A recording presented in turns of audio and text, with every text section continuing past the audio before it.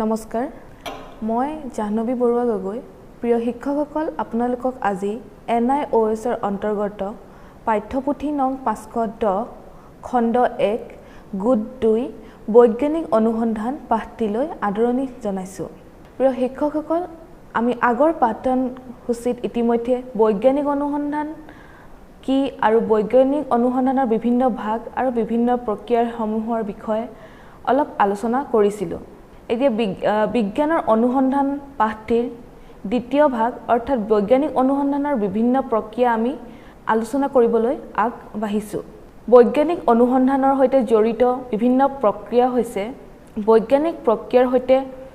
শিক্ষাৰ্থীৰ সংযোগ, অনুসন্ধানৰ বাবে প্ৰশ্নৰ উপস্থাপন, পৰিকল্পনা, নিৰীক্ষণৰ বাবে দিশ পাবলৈ নিৰ্দেশনা কৰা, তথ্য জমাকৰণৰ বাবে নিৰীক্ষণ, নমুনা আৰু সম্বন্ধৰ সন্ধান কৰা, আঁচনিৰ সন্ধান আৰু প্ৰস্তুতকৰণ, উপকৰণৰ প্ৰয়োজনা আৰু আৰ্হিৰ ৰূপাঙ্কন, সামগ্ৰী আৰু উপকৰণসমূহৰ নিয়ন্ত্ৰণ,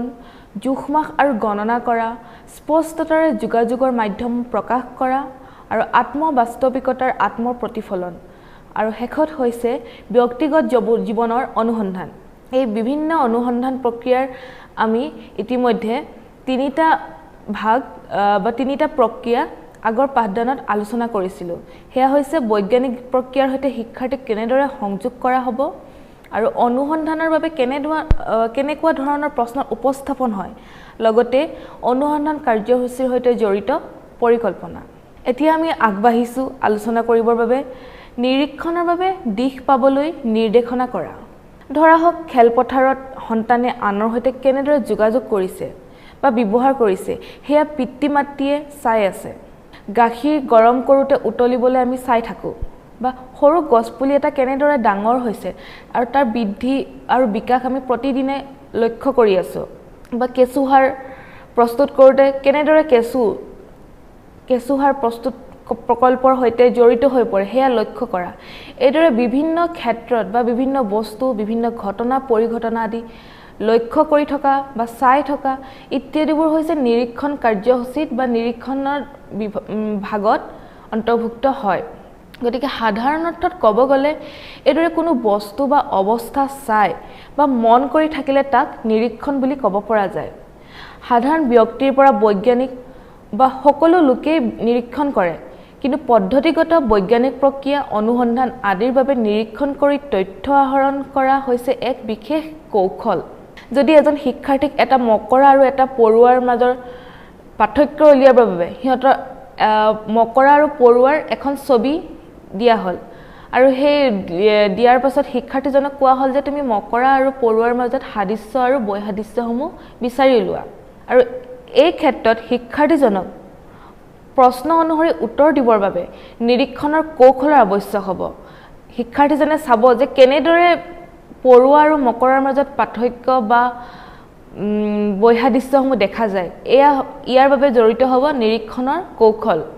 আৰু সেই নিৰীক্ষণ কৰি আমি তথ্য জমা কৰা হয়। তত্ত্বাৱধায়কে শিক্ষাৰ্থীক নিৰীক্ষণত তথ্য আহৰণ কৰিবলৈ সহায় কৰি সক্ষম কৰে। গতিকে নিৰীক্ষণ হৈছে এক প্ৰণালীবদ্ধ পদ্ধতি য'ত পৰিৱেশ, অৱস্থা, বস্তু আদি নিৰীক্ষণ কৰি তথ্য আহৰণ কৰালৈকে এক পদ্ধতিৰ মাজেৰে সম্পূৰ্ণ হয়। নিৰীক্ষণ হৈছে এক অনানুষ্ঠানিক কাৰ্য, য'ত নিৰীক্ষণ প্ৰক্ৰিয়া মানে কোনো অৱস্থা বা বস্তুৰ অৱলোকন কৰা, কিন্তু ই আনুষ্ঠানিক বা তথ্য সংগ্ৰহ কৰাও হ'ব পাৰে। নিৰীক্ষণ হৈছে ইন্দ্ৰিয়ানুভূতি, কিয়নো য'ত সকলো ইন্দ্ৰিয়ৰ সজাগ অনুভূতিৰ দ্বাৰা তথ্যৰ আহৰণ কৰা হয়। গতিকে এই ক্ষেত্ৰত নিৰীক্ষণ কৰোঁতে সকলো ইন্দ্ৰিয় সজাগ হৈ কাৰ্য কৰাৰ বাবে উপযোগী কৰিব লাগে বা উপযোগী হিচাপে ব্যৱহাৰ কৰা হয়। অনুসন্ধানৰ বাবে উৎসুকতাৰ সৃষ্টি। যেতিয়া কোনো বস্তু বা নিৰীক্ষণ কৰাৰ ফলত নিৰীক্ষকজন অধিক উৎসুক হৈ পৰে আৰু মানে বস্তুটো কি হয় বা কিয় হৈছে বা এনেকুৱা ধৰণৰ কিছুমান জানিবলৈ আগ্ৰহ হয়, আৰু সেই উৎসুকতাৰ ফলত মানুহে বৈজ্ঞানিক অনুসন্ধান কৰিবলৈ আগ্ৰহী হয়। আন এটা বৈশিষ্ট্য হৈছে নিৰীক্ষণৰ যত্ন আৰু সাৱধানতা। বৈজ্ঞানিক অনুসন্ধানৰ বাবে প্ৰশ্ন উত্থাপনৰ আৱশ্যকতা, প্ৰতিপাদ্যৰ সৃষ্টি, নিৰ্দেশনা কৰা, জোখ-মাখ আদি কাৰ্য কৰিবলৈ যত্ন আৰু সাৱধানতা অৱলম্বন কৰি পৰিস্থিতিৰ নিৰীক্ষণ কৰিব লাগে বা নিৰীক্ষণ কৰা হয়। দস্তাবেজ নিৰীক্ষণ প্ৰক্ৰিয়াৰ দস্তাবেজ বনোৱালে সম্পূৰ্ণ হয় ধৰা হয় যে তাত তথ্যসমূহ একত্ৰীকৰণ ব্যৱস্থাপন আৰু নিৰীক্ষণ কৰা হৈছে এক গুৰুত্বপূৰ্ণ কৌশল নিৰীক্ষণৰ তাৰিখ সময় সময়সীমা আদি পৰিপ্ৰেক্ষিতৰ বাবে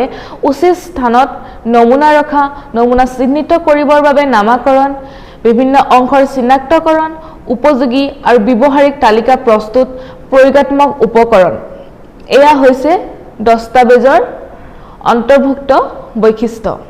নিৰীক্ষণৰ এই বিশেষ তথ্য আহৰণ কৰা কৌশল ধৰা তথ্য আহৰণৰ বাবে যত্নৰ দৰকাৰ সাৱধানতাৰ দৰকাৰ দস্তাবেজ কৰাৰ প্ৰয়োজন এনেকুৱা ধৰণৰ বিভিন্ন কৌশলসমূহ বিকাশ কৰিবৰ বাবে এজন তত্ত্বাৱধায়কে শিক্ষাৰ্থীক এনেধৰণে সহায় কৰিব পাৰে বা সহায় কৰা উচিত যে নিৰীক্ষণৰ উদ্দেশ্য বিধি পদ্ধতি আৰু স্থান নিৰ্ণয় কৰিবলৈ শিকন বা সহায় কৰা বিস্তৃত আৰু কেন্দ্ৰীভূত নিৰীক্ষণ কৰোঁতে সহায় কৰা শিক্ষাৰ্থীক নিজৰ নিৰীক্ষণৰ বিষয়ে আনৰ সৈতে আলোচনা কৰিবলৈ দিয়া নিৰীক্ষণৰ মূল্যাংকন কৰা সময়ত সমালোচনাত্মক হ'বলৈ দিয়া এই নিৰীক্ষণৰ দস্তাবেজ প্ৰস্তুতকৰণৰ বাবে আঁচনি কৰা এই বিশেষ কৌশলসমূহ এজন তত্ত্বাৱধায়কে শিক্ষাৰ্থীক বিকাশ কৰিবৰ বাবে সহায় কৰাৰ ফলত শিক্ষাৰ্থীজন ভৱিষ্যতলৈ এইদৰে সক্ষম হ'ব যে তথ্য আহৰণৰ বাবে সকলো ইন্দ্ৰিয়ৰ ব্যৱহাৰ সক্ষম কৰিব পাৰে বিভিন্ন বস্তু বা অৱস্থাৰ মাজত পাৰ্থক্যৰ সাদৃশ্য চিনাক্ত কৰিব পৰা হয় তথ্য বা অৱস্থাৰ প্ৰয়োজনীয় বিশেষত্ব চিনাক্ত কৰিব পাৰে আৰু লগতে নিৰীক্ষণৰ প্ৰক্ৰিয়া আৰু নিৰীক্ষণৰ তথ্য আদি নিৰ্ণয় কৰিব পৰা হয় ইয়াৰ পাছতে আমি আহিছো বৈজ্ঞানিক অনুসন্ধানৰ আন এটি ভাগলৈ হেয়া হৈছে নমুনা আৰু সম্বন্ধৰ সন্ধান কৰা বৈজ্ঞানিক অনুসন্ধান প্ৰক্ৰিয়াত প্ৰমাণসহ টুকুৰা টুকুৰকৈ পৃথকে ব্যৱহাৰ নহয় অৰ্থাৎ বৈজ্ঞানিক অনুসন্ধান প্ৰক্ৰিয়াত প্ৰমাণসমূহ বেলেগ বেলেগকৈ ব্যৱহাৰ কৰা নহয় সেয়ে অনুসন্ধান কৰি নমুনা সুসংগঠিত আৰু বিশ্লেষণ কৰি সম্বন্ধৰ বিচাৰ কৰে যেনে ধৰা কোনো এটা এলেকাত চিকিৎসাৰ সেৱা সুবিধাৰ বৃদ্ধি হৈছে আৰু উপযুক্ত সেৱা সুবিধা ইত্যাদিৰ ফলত সেই ঠাইৰ আবাদীৰ বৃদ্ধি হৈছে আৰু বিশেষকৈ জ্যেষ্ঠ নাগৰিকৰ সংখ্যা বৃদ্ধি হৈছে এয়া হৈছে চিকিৎসা সেৱাৰ সুবিধাৰ লগে লগে আবাদীৰ বৃদ্ধিৰ এক সম্বন্ধ অনুসন্ধান প্ৰক্ৰিয়াত কেতিয়াবা তথ্যৰ বিশেষ ধাৰা দেখা যায় কিন্তু তাত বহুতো ব্যতিক্ৰমো দেখা যায় বিজ্ঞানত সামৰণি অংশলৈ পুনে পুনে যোৱাৰ আগতে ব্যতিক্ৰমবোৰ লিখি ৰখা বা নথিভুক্ত কৰি ৰখাৰ প্ৰয়োজন যদি আমি দুটা চলক বা ৰাশিৰ মাজত নমুনা সন্ধান কৰোঁ তেতিয়া ইয়াৰ বাবে কমেও তিনিটা ভাগ নিৰীক্ষণৰ হেতু সাজু ৰখাটো গুৰুত্বপূৰ্ণ সম্বন্ধৰ অস্তিত্বৰ প্ৰতিপন্ন কৰিবলৈ নিৰীক্ষণৰ দুটা ভাগক ভিত্তি কৰাটো হৈছে বৈজ্ঞানিকভাৱে সৰ্বোত্তম উপায় তাৰ পিছত সম্বন্ধৰ প্ৰতিপন্নতা নাকচ কৰিবলৈ তৃতীয়টো নিৰীক্ষণৰ ভাগ বিচাৰ কৰা হয় এয়া কৰিবৰ বাবে অস্তিত্ব প্ৰতিপন্ন হোৱা সম্বন্ধৰ ভিত্তি কৰি নিৰ্দেশনা কৰা আৰু সকলো সম্বন্ধৰ পৰামৰ্শ পৰীক্ষা কৰে পুনৰ চোৱা হয় যে প্ৰতিপন্নৰ সৈতে নিৰ্দেশনা বা ভৱিষ্যতবাণী খাপ খাই বা যোগ্য হৈ পৰিছেনে তত্ত্বাৱধায়কে নমুনা আৰু সম্বন্ধৰ সন্ধান কৰা কৌশলসমূহ আয়ত্ত কৰিবলৈ শিক্ষাৰ্থীক এইদৰে সহায় কৰিব দৈনন্দিন জীৱনত নমুনাৰ সন্ধান কৰা গৱেষণা কৰোঁতে সহায় কৰা বা বিভিন্ন ধৰণৰ নমুনাৰ সম্বন্ধে নিজৰ ধাৰণা প্ৰকাশিত কৰাৰ সুবিধা কৰিব যেতিয়া শিক্ষাৰ্থীয়ে কোনো নমুনা বা সম্বন্ধৰ বিষয়ে প্ৰতিপন্ন কৰিব বিচাৰিব তেতিয়া তাৰ তথ্যৰ সত্যতা আৰু যুক্তিৰ বিচাৰ কৰিব শিক্ষাৰ্থীয়ে যুগুতোৱা সম্ভেদ বাতৰি তথ্য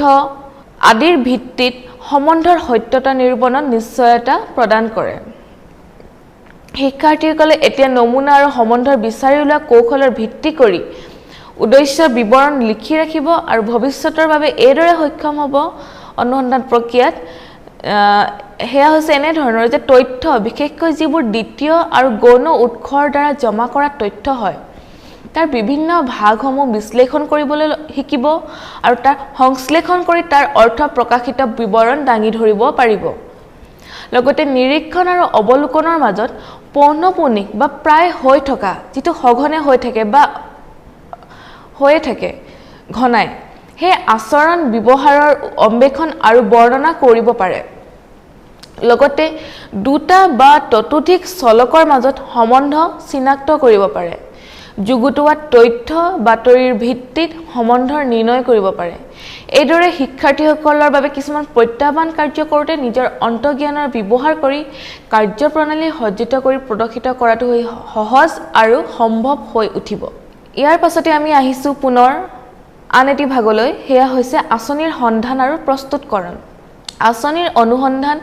বা সন্ধান আৰু প্ৰস্তুতকৰণ এই প্ৰক্ৰিয়াত অনুভৱ আৰু অভিজ্ঞতাৰ প্ৰয়োজন কিয়নো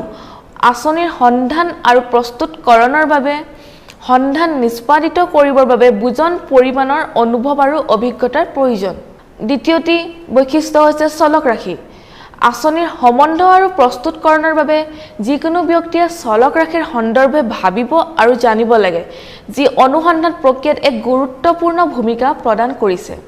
সাধাৰণতে চলক ৰাশিক আমি তিনি ভাগত ভাগ কৰা যায় বা বিভক্ত কৰা হৈছে স্বতন্ত্ৰ চলক নিয়ন্ত্ৰিত চলক পৰাধীন বা নিৰ্ভৰশীল চলক এতিয়া আমি আলোচনা কৰিব বিচাৰিছো স্বতন্ত্ৰ চলক কি হয় স্বতন্ত্ৰ চলকক স্বতন্ত্ৰ কোৱা হয় কাৰণ পৰীক্ষণ বা গৱেষণা প্ৰকল্পৰ সময়ত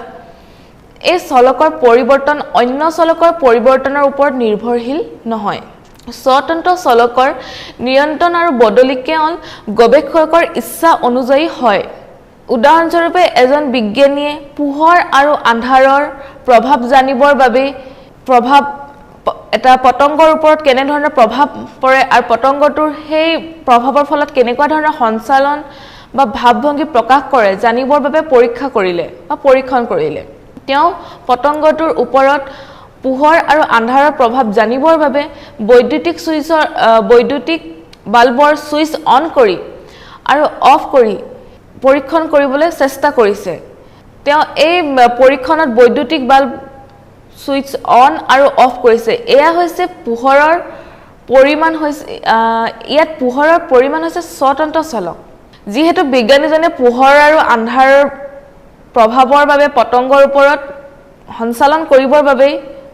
বৈদ্যুতিক বাল্বৰ সুইচটো অন অফ কৰি আছে স্বতন্ত্ৰ চলকক স্বতন্ত্ৰ কোৱা হয় কাৰণ পৰীক্ষা বা গৱেষণা প্ৰকল্পৰ সময়ত এই চলকৰ পৰিৱৰ্তন অন্য চলকৰ পৰিৱৰ্তনৰ ওপৰত নিৰ্ভৰশীল স্বতন্ত্ৰ চলকৰ নিয়ন্ত্ৰণ আৰু বদলি কেৱল গৱেষকৰ ইচ্ছা অনুযায়ী হ'ব পাৰে উদাহৰণস্বৰূপে এজন বিজ্ঞানীয়ে পোহৰ আৰু আন্ধাৰত পতংগৰ সঞ্চালনৰ ভাৱ ভংগী প্ৰকাশ জানিবৰ বাবে পৰীক্ষণ কৰিছে তেওঁ পোহৰ আৰু আন্ধাৰৰ প্ৰভাৱ জানিবৰ বাবে এবাৰ বৈদ্যুতিক বাল্বৰ সুইচ অফ কৰিছে আৰু এবাৰ অন কৰিছে ইয়াত পোহৰৰ পৰিমাণ হৈছে স্বতন্ত্ৰ চলক 2 পৰাধীন বা নিৰ্ভৰশীল চলক পৰাধীন চলক বা ৰাশি যি স্বতন্ত্ৰ চলকৰ ওপৰত নিৰ্ভৰশীল আৰু এয়া স্বতন্ত্ৰ ৰাশি পৰিৱৰ্তনৰ দ্বাৰা হোৱা প্ৰভাৱৰ ফলত হয় ইয়াত স্বতন্ত্ৰ চলকৰ পৰিৱৰ্তনৰ প্ৰভাৱৰ ফলত পৰাধীন চলকৰ প্ৰকাশ ভংগী পৰিৱৰ্তন নিৰীক্ষণ কৰা হয় আগৰ উদাহৰণ স্বতন্ত্ৰ চলকৰ উদাহৰণত আমি কৈছিলো যে যিহেতু বৈজ্ঞানিকজনে বৈদ্যুতিক বাল্বৰ সুইচ অন অফ কৰি পোহৰৰ নিয়ন্ত্ৰণ কৰি আছে গতিকে পোহৰৰ পৰিমাণটো হৈছে স্বতন্ত্ৰ চলক আৰু ইয়াত সেই পোহৰৰ পৰিমাণ বা আন্ধাৰ পোহৰৰ প্ৰভাৱৰ ফলত পতংগই যি প্ৰতিক্ৰিয়া প্ৰকাশ কৰিছে হেয়া হৈছে পৰাধীন চলক চলকৰ তৃতীয়টি বা শেষৰটি ভাগ হৈছে নিয়ন্ত্ৰিত চলক নিয়ন্ত্ৰিত চলকক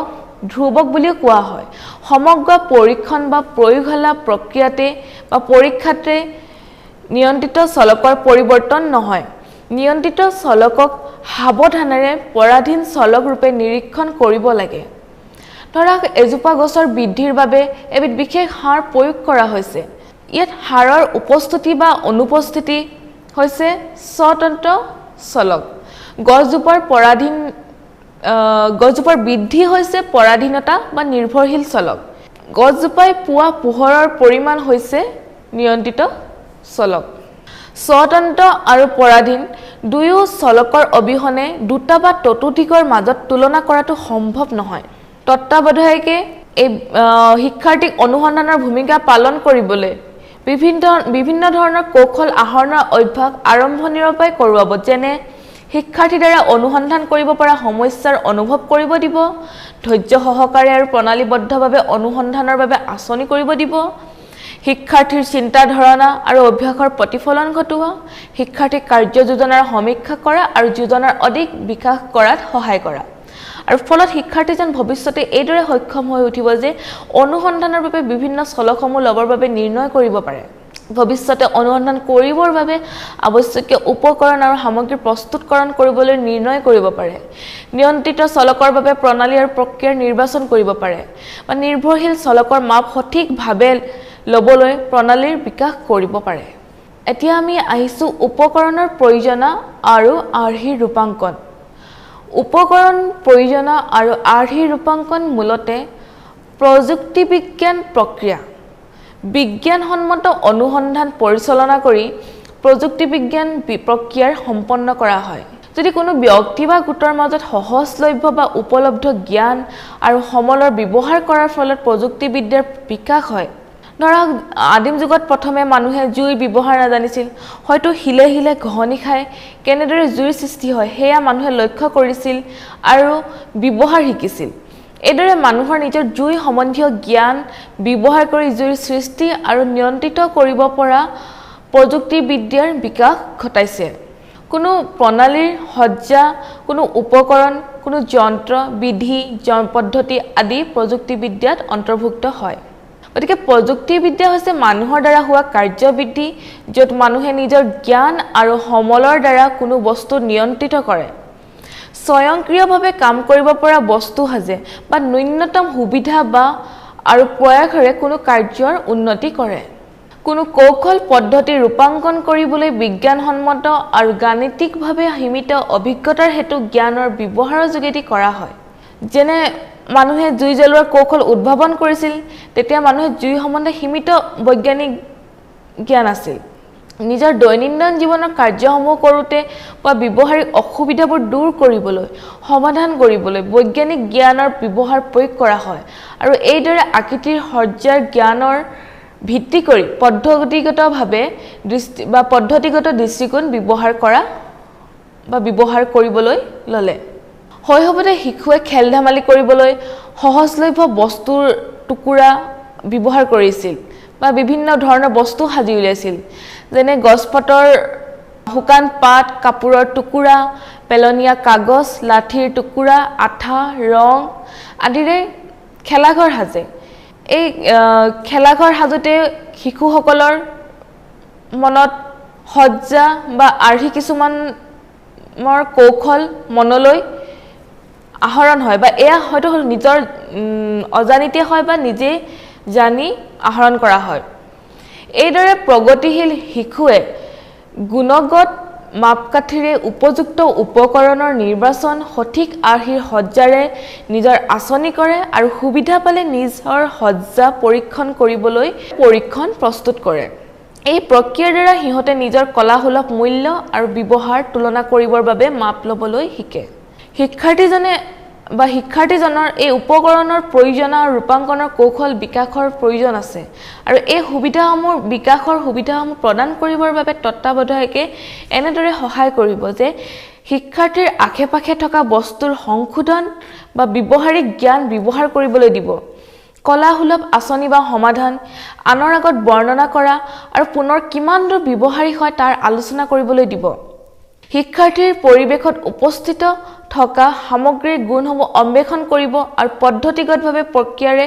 পৰীক্ষণ কৰিব দিব সমস্যাৰ নিৰ্বাচন কৰিব লাগে যি সৰল যেন লাগে কিন্তু প্ৰত্যাহ্বানযুক্ত হয় শিক্ষাৰ্থীসকলে এই বিশেষ কৌশলসমূহ তত্ত্বাৱধানত শিকি ভৱিষ্যতে এইদৰে সক্ষম হ'ব যে কোনো বিকাশৰ বাবে উচিত সামগ্ৰী নিৰ্বাচন কৰিব পাৰে যাতে সেই উদ্দেশ্যসমূহ আগতীয়াকৈ নিশ্চিত কৰি পৰিৱেশন কৰিবৰ বাবে আকাংক্ষিত হ'ব ব্যৱহাৰযোগ্য যথাৰ্থবাদী সমাধানৰ সজ্জা বনাব পাৰে লগতে কলা সুলভতাৰে বনোৱা ৰূপাঙ্কন যাতে পূৰ্বতে নিশ্চিত কৰা গুণবিশিষ্ট মানদণ্ডক পূৰ্ণতা তথা সন্তুষ্টি প্ৰদান কৰিব এই প্ৰক্ৰিয়াৰ ব্যৱহাৰিক কাৰ্য আৰু সমস্যাৰ সমাধানৰ বাবে প্ৰয়োজনীয় সময়ৰ আৱশ্যক দৈনন্দিন জীৱনত কাৰ্য কৰোঁতে পোৱা অভাৱ অসুবিধা দূৰ কৰিবলৈ কেতিয়াবা যেতিয়া কোনো লোকে নিজৰ সীমিত জ্ঞান আৰু সীমিত সমলৰ দ্বাৰা ৰূপাঙ্কন কৰে এইদৰে নিজৰ অভাৱক সুবিধা হিচাপে গ্ৰহণ কৰি সীমিত উপকৰণে সমস্যাৰ সমাধান কৰে হেয়া হৈছে উপকৰণৰ প্ৰয়োজনা আৰু ৰূপাঙ্কন উদাহৰণস্বৰূপে ৰামৰ ঘৰৰ সকলোকে এক সপ্তাহৰ বাবে ফুৰিবলৈ গ'ল আৰু ঘৰৰ চোতালত এটা সৰু গছৰ পুলি আছে ঘৰত যেহেতু কোনো লোক নাথাকে হে আৰু গছৰ পুলিটো বাহিৰত ৰাখি গলে হয়তো পুলিটো ক্ষতিগ্ৰস্ত হ'ব পাৰে হে ৰামে তাক বাহিৰতো ৰাখিব নোৱাৰে ক্ষতিগ্ৰস্ত হ'ব গতিকে ৰামে এবিধ যতন প্ৰস্তুত কৰিলে তাৰ নিজৰ ঘৰত থকা সীমিত সুবিধাৰে হে যতনবিধ প্ৰস্তুত কৰিলে যি গছপুলিৰ টাবটোত নিয়মিতভাৱে আৰু সম পৰিমাণে গোটেই 6 দিন পানী দি ৰাখিব স্থিতি আৰু পৰিস্থিতিৰ সাপেক্ষে আচনিৰ পৰামৰ্শৰ সৃষ্টি হয় এতিয়া আমি আহিছো সামগ্ৰী আৰু উপকৰণসমূহ কেনেদৰে নিৰীক্ষণ কৰাৰ পাছত কেনেদৰে বা জমাকৰণৰ পাছত কিদৰে নিয়ন্ত্ৰণ কৰা হয় বিজ্ঞানৰ কাৰ্যকলাপ কৰোঁতে শিক্ষাৰ্থীৰ ধাৰণা বৃদ্ধি আৰু কামৰ সক্ষমতা পৰীক্ষণ কৰা হয় শিক্ষাৰ্থীয়ে নিজৰ সীমিত অভিজ্ঞতা অনুভৱেৰে এজন বৈজ্ঞানিকৰ দৰে কাম কৰিব লাগিব হেয়া আশা কৰা নাযায় কিন্তু শিক্ষাৰ্থীয়ে জানিব লাগিব যে ধাৰণা বুদ্ধি বিচাৰ প্ৰমাণৰ সৈতে যিকোনো সময়তে সংগত হ'ব লাগিব বিচাৰ বা ধাৰণা থাকিলে তাক যে বিজ্ঞান কয় হেয়া নহয় বিজ্ঞান কবলৈ হলে তাক গাহ প্ৰমাণৰ সৈতে সমৰ্থিত হ'ব লাগিব এক বহল পৰীক্ষাৰ আগুৰি ব্যৱহাৰিক কাৰ্যকলাপৰ ওপৰত বিচাৰ প্ৰয়োগৰ বিকাশ নিৰ্ভৰ কৰে য'ত লক্ষ্য সামগ্ৰী উপকৰণৰ অন্বেষণ কৰা হয় যেতিয়া বাস্তৱিকতাত কোনো এটা বস্তু বা ঘটনাৰ এটা অভিজ্ঞতা অনুভৱ বা সংঘৰ্ষ হ'ব লগা হয় তেতিয়া শিক্ষাৰ্থীয়ে অনুভৱ ব্যৱহাৰ কৰি বস্তুৰ নিয়ন্ত্ৰণ কৰিব এজন ব্যক্তিক সুচাৰুৰূপে উপকৰণসমূহ নিয়ন্ত্ৰণ কৰিবলৈ সক্ষম কৰি তোলে ব্যৱহাৰিক কাৰ্যকলাপৰ আৰম্ভণি সদায় আঁচনি বা পৰিকল্পনাৰ আৰম্ভণি হয় পৰিকল্পনাত প্ৰতিপাদ্যৰ সৃষ্টিৰ নিৰ্দেশনা ৰূপান্তৰ নিৰীক্ষণ আৰু তথ্য জমাকৰণ অন্তৰ্ভুক্ত কৰা হয় উত্তৰৰ বিবেচনা বৰ্ণনা ফলাফলৰ সৈতে যোগাযোগ কৰিবলৈ ৰাখি বা চলকৰ নিয়ন্ত্ৰণ কৰা হয় শিক্ষাৰ্থীয়ে উপকৰণৰ অন্বেষণ কৰিবৰ বাবে সিহঁতৰ চাৰিওফালে অপৰ্যাপ্ত সামগ্ৰী থাকিব লাগিব পিতৃ মাতৃও শিক্ষাৰ্থীক চাৰিওফালে থকা সামগ্ৰী আৰু আহিলা অন্বেষণ কৰিবলৈ সহায় কৰিব তেওঁলোকে সিহঁতৰ চাৰিওফালে থকা বিভিন্ন বস্তুৰ সম্বন্ধে সতৰ্কতা অৱলম্বন কৰিবলৈ শিকাব সিহঁতৰ ক্ষেত্ৰত এনে হয় যেনে বহুতো শিশুৱে বিদ্যুৎ বা বৈদ্যুতিক উপকৰণৰ বিষয়ে জানিবলৈ আগ্ৰহী হয় বা কিছুমান শিশুৱে যত্নেৰে কিছুমান আহিলা যেনে কটাৰী কেঁচি হাতুৰি কাটাৰ আদি নিয়ন্ত্ৰণ কৰিবলৈ ভাল পায় বা পছন্দ কৰে বা জীৱ বিজ্ঞান বিভাগত জীৱ জগতৰ বিভিন্ন বস্তু অন্বেষণ কৰোঁতে শিক্ষাৰ্থীয়ে যত্ন আৰু আদৰেৰে জীৱিত প্ৰাণীক নিয়ন্ত্ৰিত কৰিব লাগে যাতে জীৱটো আঘাতপ্ৰাপ্ত নহয় বা মৰি নাযায় এই বিভিন্ন ধৰণৰ উদাহৰণবোৰ পৰা আমি বুজিম যে এয়া হৈছে সামগ্ৰী আৰু উপকৰণসমূহৰ নিয়ন্ত্ৰণৰ কৌশল এই কৌশল বিকশিত কৰিবৰ বাবে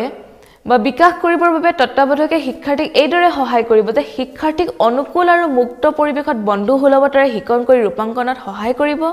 শিক্ষাৰ্থীক কাৰ্যকলাপ সম্পূৰ্ণ কৰিবলৈ বস্তু নিৰ্মাণ কৰিবলৈ আৰু নিৰ্মাণৰ সংশোধনী কৰিবলৈ উৎসাহিত কৰিব শিক্ষাৰ্থীৰ ভৱিষ্যতৰ উপযোগী ব্যৱহাৰৰ বাবে আৰ্হিমূলক প্ৰদৰ্শনৰ আয়োজন কৰি নিৰীক্ষণ আৰু আৰ্হি আৰু উপকৰণৰ প্ৰশ্ন কৰিব প্ৰদৰ্শনীত অৰ্থনৈতিকভাৱে সুৰক্ষামূলক আৰ্হি আৰু উপকৰণৰ সুৰক্ষা দি প্ৰদৰ্শন কৰিব শিক্ষাৰ্থীক কাৰ্যকলাপৰ সময়ত প্ৰতিফলনৰ দ্বাৰা অনুসন্ধান সম্বন্ধে সজাগ হৈ থাকিবলৈ সহায় কৰিব আৰু ফলত শিক্ষাৰ্থীসকল ভৱিষ্যতে এইদৰে সক্ষম হ'ব যে যত্ন আৰু দক্ষতাৰে সামগ্ৰী আৰু উপকৰণসমূহ নিয়ন্ত্ৰণ আৰু সম্ভালিব পাৰিব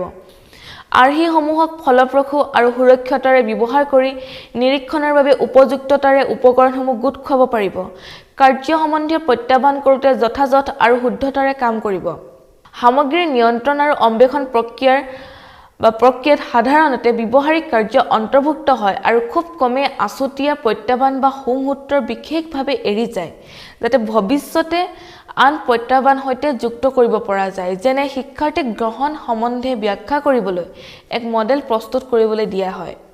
এতিয়া আহিছো জোখমাখ আৰু গণনা কৰা প্ৰক্ৰিয়ালৈ জোখমাখ আৰু গণনা কৰা প্ৰক্ৰিয়া হৈছে বৈজ্ঞানিক অনুসন্ধিত প্ৰক্ৰিয়াৰ এটা ভাগ বৈজ্ঞানিক অনুসন্ধান প্ৰক্ৰিয়াত নিৰীক্ষণ আৰু পৰীক্ষণ কৰোঁতে সংখ্যাগত তথ্যৰ দিশ ওজন আৰ্দ্ৰতা তাপমান আদিৰ মাপ লোৱাটো অপৰিহাৰ্য বিশেষকৈ বিজ্ঞানৰ সৈতে জড়িত বিষয়সমূহত শিক্ষাৰ্থীয়ে নিজৰ সংখ্যা জ্ঞান লক্ষ্যবস্তুৰ সংখ্যা বা হিচাপ ৰাখিবলৈ ব্যৱহাৰ কৰে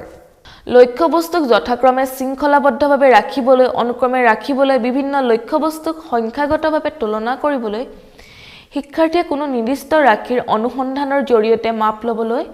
সম এককৰ প্ৰয়োজনীয়তা নিজা পছন্দৰ সীমা উপযুক্ত আৰ্হিৰ নিৰ্বাচন বুজিব লাগিব আৰু এই সঠিক শুদ্ধ জোখমাখ ল'লে গণনাৰ ফলাফল মান ভাল আৰু সঠিকভাৱে নিৰূপণ হয় বা নিৰূপণ কৰিব পৰা যায় উপযুক্ত জোখমাখৰ বাবে উপযুক্ত একক নিৰ্বাচন কৰা প্ৰয়োজন নিৰীক্ষণ কৰোঁতে জোখমাখ লৈ থকা বা পৰীক্ষণ কৰোঁতে সজাগ হৈ থকা অতি প্ৰয়োজনীয়তা বা প্ৰয়োজন আছে ব্যক্তিগত ভুল বৰ্জন আৰু চমু কৰা আঁচনিৰ এক অংশ হ'ব লাগে শিক্ষাৰ্থীয়ে বাৰে বাৰে মাপ লোৱাৰ প্ৰাসংগিকতা বুজিব লাগে বৈজ্ঞানিক প্ৰক্ৰিয়াত সম্বন্ধৰ মাপ আৰু গণনা কৰিবৰ সংখ্যা জ্ঞান ব্যৱহাৰ কৰাটো গুৰুত্বপূৰ্ণ হয় প্ৰশ্নৰ অনুসন্ধানৰ বাবে গাণিতিক আৰ্হিৰ বিকাশ বা উপলব্ধ গণিতীয় মডেল নিৰ্বাচন কৰা এক প্ৰাসংগিক কৌশল হয় জোখমাখ আৰু গণনা অতীজৰ পৰাই ব্যৱহাৰ হৈ আহিছে নতুনকৈ খাপ খুৱাবলৈ আৱিষ্কাৰ কৰিবলৈ বা উদ্ভাৱন কৰোঁতে আমি আৰু দৈনন্দিন জীৱনৰ প্ৰতিটো কথাতেই জোখমাখ আৰু গণনাৰ ব্যৱহাৰ হয় জোখমাখ আৰু গণনা কৰা ইয়াৰ বিভিন্ন কৌশলসমূহ বিকাশ কৰিবৰ বাবে তত্ত্বাৱধায়কে শিক্ষাৰ্থীক এইদৰে সহায় কৰে যে তুলনা কৰিবলৈ বৈধ প্ৰামাণিক বা কেঁচা মানৰ মাপ ব্যৱহাৰ কৰিব দিয়ে বা কৰাত সহায় কৰে পৰ্যাপ্ত পৰিমাণৰ মাপ লোৱা হয় নিৰ্বাচন কৰিবলৈ সঠিক উপকৰণৰ নিৰ্বাচন আৰু জোখমাখ ল'বৰ বাবে সঠিক ব্যৱহাৰ কৰিবলৈ জনা ফলত শিক্ষাৰ্থীসকল এইদৰে সক্ষম হ'ব যে কোনো এটা বস্তুৰ আৱশ্যকীয় স্থিতিৰ তুলনা কৰিবলৈ কোনো দিয়া হোৱা পৰিস্থিতিৰ প্ৰাসংগিক মাত্ৰাৰ মাপ লোৱা উপযুক্ত একক উপকৰণ যতন নিৰ্বাচন কৰিব পাৰে আৰু উপযুক্ত গাণিতিক প্ৰক্ৰিয়া আদি নিৰ্বাচন কৰি গণনা কৰিব পৰা হয় তাৰ পিছতে আমি আহিছো স্পষ্টতাৰে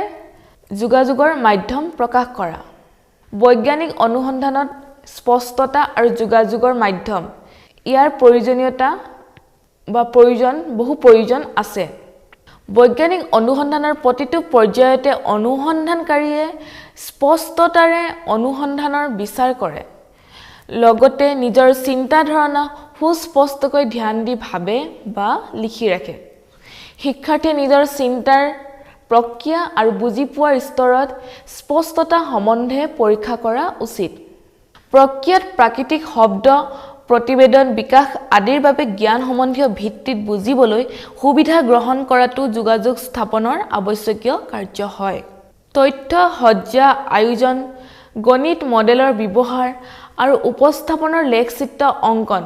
প্ৰক্ৰিয়াৰ বিকাশ বিভিন্ন ধৰণৰ আৰ্হিৰ ব্যৱহাৰ কৰাৰ ধাৰণা আৰু সম্বন্ধৰ প্ৰতিনিধিত্ব কৰা সন্মানেৰে অনুসন্ধানৰ উত্তৰ দিয়া যুক্তিৰে মত দৰ্শোৱা আদি যোগাযোগ মাধ্যমত অন্তৰ্ভুক্ত কৰা হয় শ্ৰেণীত পাঠদান কৰাৰ সময়ত দেখা যায় যে যোগাযোগৰ স্থাপনৰ ভূমিকা হৈছে বৈজ্ঞানিক অনুসন্ধান প্ৰক্ৰিয়াৰ অংশ হিচাপে বৈজ্ঞানিক পাঠ স্পষ্টকৈ বুজাত সহায় কৰিব লাগে উপযুক্ত আখৰ শব্দ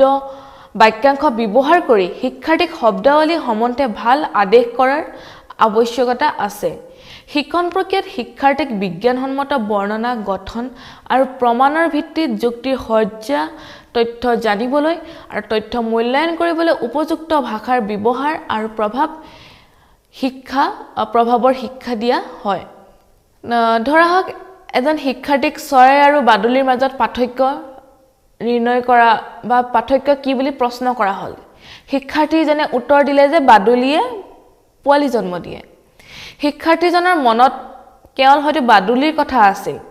গতিকে সুস্পষ্ট উত্তৰ দিবলৈ চৰাইৰ বিষয়ে কোৱা আৱশ্যক আছিল তেওঁ শিক্ষাৰ্থীজনে উত্তৰ হিচাপে কেৱল বাদুলিৰ কথাহে ক'লে তেওঁ চৰাইৰ বিষয়ে কোৱাৰো আৱশ্যক আছিল ইয়াতে দুয়োটাৰে বৰ্ণনা কৰাৰ প্ৰয়োজন আছিল বিজ্ঞানৰ নিৰীক্ষণৰ দ্বাৰা বৰ্ণনা তুলনা কৰা হয় সেয়ে শিক্ষাৰ্থীৰ বোধ হ'বলৈ উপযুক্ত যোগাযোগ হ'ব লাগে লগতে নিজৰ বোধ সুস্পষ্ট ৰূপে প্ৰকাশ বৰ্ণনা তুলনা কৰিবলৈ শিকন দিব লাগে শিক্ষাৰ্থীৰ নিজৰ চিন্তা যুক্তি আদি নিজে দৃষ্টিকোণৰ দ্বাৰা সুস্পষ্ট কৰিব পৰাকৈ সক্ষম হয় ই চিন্তাৰ প্ৰতিফলন কৰে অনুসন্ধানৰ ভিত্তিত এয়া গুৰুত্বপূৰ্ণ হৈ উঠে শিক্ষাৰ্থীয়ে জানিব লাগে যে সমস্যাৰ মাধ্যমেৰে কেনেদৰে কাৰ্য কৰে আৰু সেই কাৰণসমূহ সুস্পষ্ট কৰিবৰ বাবে সিহঁতক এক নিশ্চিত দৃষ্টিকোণ দাঙি ধৰিব লাগে আৰু মতামত যুক্তিৰে দৰ্শাব লাগে তত্ত্বাৱধায়কে মনত ৰাখিব লাগে যে শিক্ষাৰ্থীক বিভিন্ন প্ৰক্ৰিয়াৰ অনুসন্ধানৰ সৈতে ব্যস্ত ৰাখি কৌশলসমূহ আহৰণ কৰোৱাই পৰ্যাপ্ত নহয় শিক্ষাৰ্থীসকলক ডাঙৰ বা সৰু গোটত বিভক্ত কৰাও প্ৰয়োজন সিহঁতৰ ধাৰণা আলোচনা কৰিবৰ বাবে সুবিধা দিব লাগে একে সময়তে শিক্ষাৰ্থীয়ে আন শিক্ষাৰ্থীৰ সৈতে নিজৰ ব্যক্তিগত প্ৰগতিৰ প্ৰতিবেদনো বিকাশ কৰাত বা প্ৰকাশ কৰাত সহায় কৰিব লাগে তত্ত্বাৱধায়কে শিক্ষাৰ্থীক সুস্পষ্ট যোগাযোগৰ কৌশল বিকাশৰ বাবে সুবিধাৰ সৃষ্টি কৰি এইদৰে সহায় কৰা উচিত সিহঁতৰ চিন্তাৰ প্ৰক্ৰিয়াৰ মূল লিখি ৰখা পৰীক্ষণ চলাবৰ বাবে পত্ৰিকাৰ প্ৰস্তুতকৰণ বিচাৰ অৱধাৰণ বুজ লোৱা বা বোধ হোৱা নিষ্কৰি আদি যোগাযোগ কৰিবলৈ প্ৰতিনিধিৰ বিকাশ হোৱা প্ৰাকৃতিক বস্তু ঘটনা পৰিঘটনা প্ৰদৰ্শনী আদি কলাসুলভ বিকাশ কৰি বুজাত সহায় কৰা ফলত শিক্ষাৰ্থীসকল এইদৰে সক্ষম হ'ব যে তথ্য ফলাফল লেখচিত্ৰ ব্যৱহাৰ কৰিব জানিব পাৰে আৰু তালিকাৰ আৰ্হি আদি প্ৰতিনিধিত্ব কৰিব পাৰে ব্যক্তিগত আৰু পেছাদাৰী উদ্দেশ্যৰ বাবে তথ্যসমূহ বৈজ্ঞানিকভাৱে পুনঃ নিৰ্মাণ কৰে বিভিন্ন উৎস আৰু পুনঃ নিৰ্মিত উদ্দীপকৰ পৰা তথ্য আৰু বাতৰি পঢ়ি সহজলভ্য বাতৰি উপকৰণ পাব পাৰে এতিয়া আহিছো আমি আত্মবাস্তৱিকতাৰ বাবে আত্মৰ প্ৰতিফলন বৈজ্ঞানিক অনুসন্ধানৰ লক্ষ্য যে হৈছে বৈজ্ঞানিক বোধ হোৱা আৰু এই বোধ হ'বলৈ দৃষ্টিকোণ আৰু পৰিৱেশৰ সৈতে সমন্বয় ঘটি জীৱন উপভোগৰ আনন্দ লোৱা হয় বিকাশৰ পূৰ্ণ পৰিপ্ৰেক্ষিতত জীৱনৰ পৰিৱেশত এজনে আনজনৰ লগত সংযোগ হৈ পৰে ব্যক্তিৰ মন সংকীৰ্ণ চিন্তা অৰ্থাৎ আত্মকেন্দ্ৰিক দৃষ্টিকোণ বৌদ্ধিক প্ৰান্তীয়বাদ অৰ্থাৎ আনৰ দৃষ্টিকোণ শুনিবলৈ তেওঁ সাজু নহয় আৰু মানৱবংশীয় পৃথিৱী অৰ্থাৎ সাংস্কৃতিক মতভেদ সম্পৰ্কীয় সীমিত ধাৰণা হ'ব পাৰে বৈজ্ঞানিক অনুসন্ধান প্ৰক্ৰিয়াত আগবঢ়াৰ ফলত ব্যক্তিৰ মন এই সংকীৰ্ণ চিন্তা বৌদ্ধিক প্ৰান্তীয়বাদ এই ধাৰণাসমূহৰ পৰা মুক্ত হৈ স্বাধীনভাৱে সক্ষম হৈ উঠে আত্মবাস্তৱিকতাৰ বাবে আত্মৰ প্ৰতিফলনৰ ফলত শিক্ষাৰ্থীয়ে নিজকে শিক্ষণৰ বুজাৰ লগত খাপ খুৱাব পাৰে অৰ্থাৎ নিজৰ কাৰ্য পদ্ধতিগতভাৱে সম্পন্ন কৰিব পাৰে বা পদ্ধতিগতভাৱে সুচাৰুৰূপে পৰিচালিত কৰিব পাৰে সহপাঠী আৰু অন্য অনুভৱী অভিজ্ঞতা সম্পন্ন লোকৰ সৈতে বাৰ্তালাপ হ'লে শিক্ষাৰ্থীৰ আত্মসচেতনতা আৰু আত্মনিয়ন্ত্ৰণ আত্মবিকাশ শিক্ষণ শিকা পদ্ধতিৰ কৌশলসমূহ আহৰণ কৰাত সহায় কৰে এই প্ৰক্ৰিয়াৰ বাবে তত্ত্বাৱধায়কে শিক্ষাৰ্থীৰ মাজত অনুসন্ধান প্ৰক্ৰিয়া আৰু ব্যক্তিগত প্ৰগতিৰ বাবে বাৰ্তালাপ সুবিধাৰ পৰিৱেশ সৃষ্টি কৰিব লাগে তাৰ জৰিয়তে শিক্ষাৰ্থীক আন লোকৰ সৈতে কাম কৰি ভয় সংশয় মানসিক দ্বিধাবোধ আঁতৰাবলৈ নিজৰ বিশ্বাসেৰে কথা পাতিবলৈ এই সকলো দুৰ্বলতাৰ সৈতে সংঘৰ্ষ কৰিবলৈ উৎসাহিত কৰা হয় যেহেতু শিক্ষণৰ উদ্দেশ্য হৈছে ব্যক্তিগত আত্মপ্ৰগতিৰ সূচী প্ৰস্তুত কৰা লিখা আৰু লক্ষ্যত উপনীত হ'বৰ বাবে যোজনা নিৰ্মাণ পূৰ্বৰ সিদ্ধান্তৰ ভিত্তিত প্ৰগতিৰ মূল্যায়ন কৰি ব্যক্তিগত বা সহযোগী কলা কৌশল বিকশিত কৰাৰ উপযুক্ত প্ৰতিকাৰ কৌশল হিচাপে সহায় কৰে এতিয়া আমি আহিছো বৈজ্ঞানিক অনুসন্ধানৰ শেষৰটি ভাগলৈ হেয়া হৈছে ব্যক্তিগত জীৱনত অনুসন্ধান বৈজ্ঞানিক অনুসন্ধান পদ্ধতিগতভাৱে মানুহৰ ব্যক্তিগত জীৱনতো প্ৰয়োজন যেহেতু ব্যক্তিগত জীৱনৰ অনুসন্ধান প্ৰক্ৰিয়াত মানুহে নিজা স্বাৰ্থ অসুবিধা আদি জানিবলৈ বুজিবলৈ অনুসন্ধান কৰে ব্যক্তিগত জীৱনৰ অনুসন্ধান প্ৰক্ৰিয়াত মানুহে প্ৰকৃতিক বা প্ৰকৃত জীৱনক সাঙুৰি কৰে জীৱনৰে সমস্যাৰ সৈতে যুঁজিবলৈ ব্যৱহাৰিক কৰি তোলে আত্মবিশ্বাসী কৰি তোলে অৰ্থাৎ ইয়াত কোনো আশ্চৰ্যজনকভাৱে টকাৰ মূল্য দুগুণ হোৱা বা অলংকাৰৰ বৰ্ষণ হোৱা ইত্যাদি দিবা স্বপ্নত বদনি হ'ব নালাগে উদাহৰণস্বৰূপে এজন ব্যক্তিৰ শৰীৰ পৰীক্ষাত কৰ্কট ৰোগ ধৰা পৰিছিল সেই সময়ত তেওঁৰ মনত কিছুমান প্ৰশ্নৰ উপস্থাপন হ'ল যে কেন্সাৰ বা কৰ্কট ৰোগ মানে কি হয় কেন্সাৰৰ কাৰণ কি ইয়াৰ আৰোগ্য পথ আছেনে এজন কেন্সাৰ ৰোগী কিমান দিন জীয়াই থাকে ব্যক্তিজনে কিন্তু এনেকুৱা প্ৰশ্ন নিজকে কৰা নাই বা ভবা নাই যে